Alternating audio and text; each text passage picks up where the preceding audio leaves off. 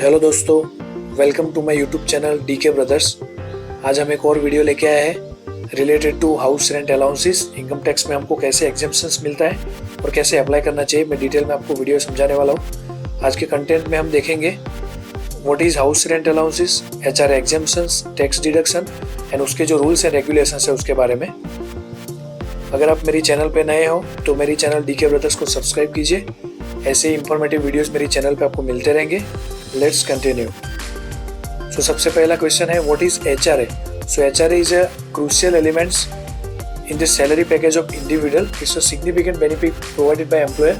सो आप अगर जॉब करते हो तो आपको आपका एम्प्लॉयर आपके सीटीसी के पार्ट में ब्रेकअप में आपको देते हैं हाउस रेंट अलाउंसेस। सो आपका जो टोटल पैकेज रहेगा उसमें कुछ अमाउंट्स एचआरए के बेस पे वो आपको पेड करेगा।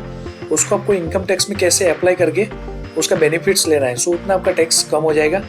सो हर एक एम्प्लॉय को वो रेंटल एक्सपेंसेस देते हैं। दिस आर्टिकल ये जो है वो हम उसका पूरा कैसे परमिसेबल एचआरए कंसिडर करते हैं। सो एचआरए इज अलाउंसेस और CTC given by employer to help to cover the cost of living in the rented accommodations.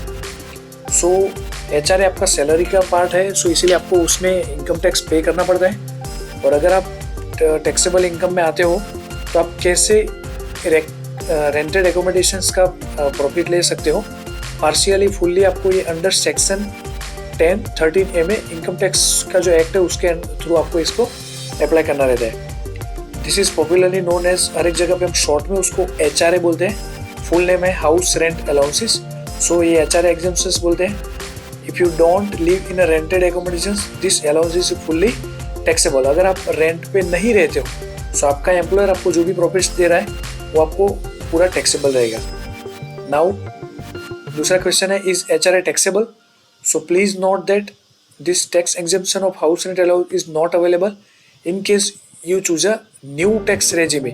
सो आप जानते हो ओल्ड टैक्स रेजिमी और न्यू टैक्स रेजिमी।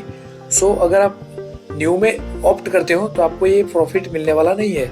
उसमें आपको डायरेक्ट कैलकुलेशन के बेस पे इनकम टैक्स पे करना है। अगर आप ओल्ड में हो तो आप इसमें आपका एचआरए एग्जेम्पशंस ले सकते हो। अभी दो पार्ट में है कि सेल्फ एम्प्लॉयड के लिए कैसे एचआरए एप्लीकेबल होता है। सो अगर आप जॉब नहीं करते हो, आपका खुद का बिजनेस है, तो उसके केस में आपको 80GG के पोर्शन में आप उसमें क्लेम कर सकते हो, बट आप रेंट पे रहते होना चाहिए। उसका आपको डिटेल में समझाता हूँ 80G में कैसे अप्लाई करना है। और अगर आप सैलरीड एम्प्लॉय हो तो सेक्शन 10(13)A के इनकम टैक्स रूल्स के अंडर में आपको ये एचआरए एग्जेम्पशंस मिलता है। सो उसके लिए आपको क्या करना है, rule 2A of income tax rules prescribe the quantum of the exemptions admissible. अभी हाउ टू क्लेम एचआरए, सबसे बड़ा क्वेश्चन है कि कैसे मुझे अप्लाई करना चाहिए। सो उसके लिए कुछ कंडीशंस है। आप लिव इन रेंटेड एकोमोडेशंस, आप रेंट पे रहना चाहिए। Receive HRA as a part of CTC, आप अगर रेंट पे रहते हो बट आपका एम्प्लॉयर आपको अगर एचआरए सीटीसी के पार्ट में नहीं देता है तो आप इसको क्लेम नहीं कर सकते हो।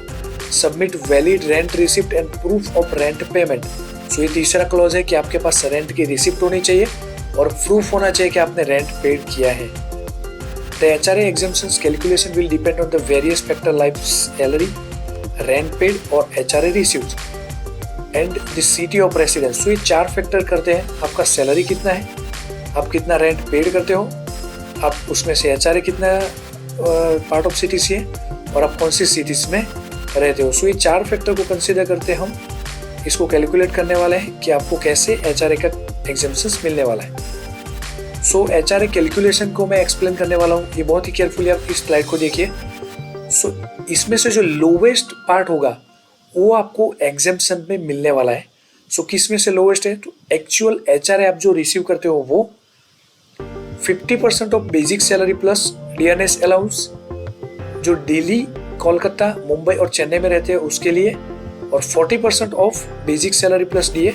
ये सेकंड एंड थर्ड पोर्शन जो है वो सेम है। सिर्फ अगर आप मेट्रो सिटीज में रहते हो तो आपको 40% प्रॉफिट मिलेगा और अगर आप नॉन मेट्रोज में रहते हो तो 40% मिलेगा।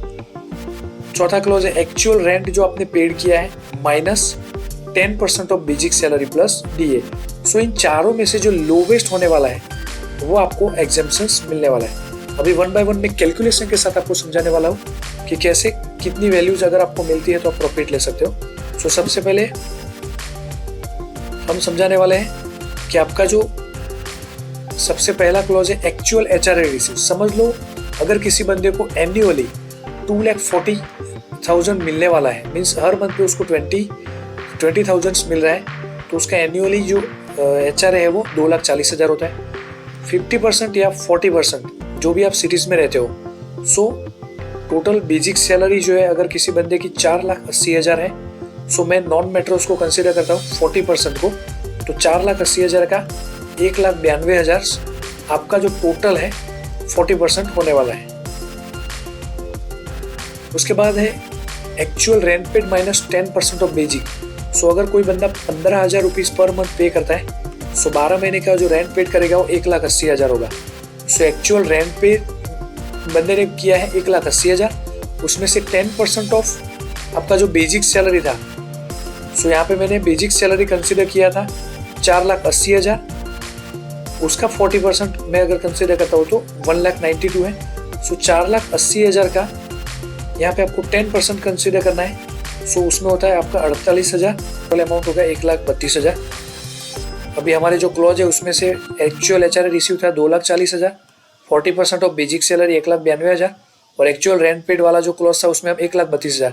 सो ये तीनों में से जो लोएस्ट वैल्यू है उसका हम एग्जाम्पशंस ले सकते हैं। मीन्स इस केस में हम 1,32,000 का एग्जाम्पशंस ले सकते हैं। अभी अगर आप होम लोन इंटरेस्ट और HRA दोनों साथ में अप्लाई कर सकते हो तो यस आप कर सकते हो। उस केस में आप 2 क्लॉज पे हो, अगर आप सेम सिटी में रहते हो या तो डिफरेंट सिटीज़ में रहते हो तो आपको आपकी जॉब की रिक्वायरमेंट के बेस पे वहाँ पे जस्टिफिकेशन देना है कि आप दूसरे सिटीज़ में शिफ्ट हुए हो। और अगर आप दोनों एक ही सिटी में आपका खुद का रेंट और आप अगर रेंट पे क्यों रहते हो वही सिटी में, तो आपको उसका जस्टिफिकेशंस देना पड़ेगा। इस केस में चाहिए। सो अगर आपका एनुअल इनकम जो है वो 1 लाख से ज़्यादा आपका रेंट पेड है तो उस केस में आपको लैंडलॉर्ड्स का पैन लेना है। अगर लैंडलॉर्ड्स के पास पैन नहीं है तो 10 अक्टूबर 2013 का जो सर्कुलर है उसके हिसाब से उसके पास सेल्फ डिक्लेरेशन होना चाहिए कि उसके पास क्यों पैन कार्ड नहीं है। और अगर आपका जो ऑनर है वो NRI है तो उस केस में उसको डायरेक्ट 30% में before making the payment advance में टैक्स पे करना रहता है।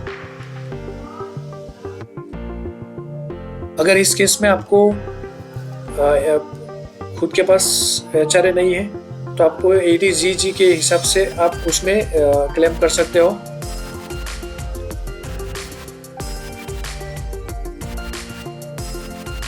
अगर आपको आपका एम्प्लॉयर HRA का पार्ट नहीं देता है तो आप खुद भी अप्लाई कर सकते हो। आप सेल्फ एम्प्लॉय या सैलरीड होना चाहिए।